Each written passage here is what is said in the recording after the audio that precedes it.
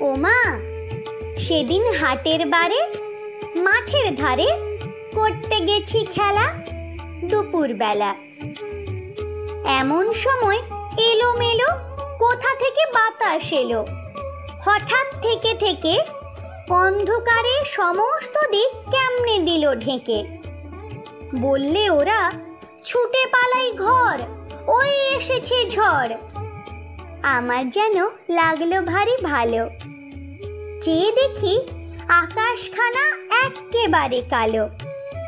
কালো হলো বকুলতলা, কালো চাঁপার বন, কালো জলে দিয়ে পারি আসলো মাঝি তাড়াতাড়ি।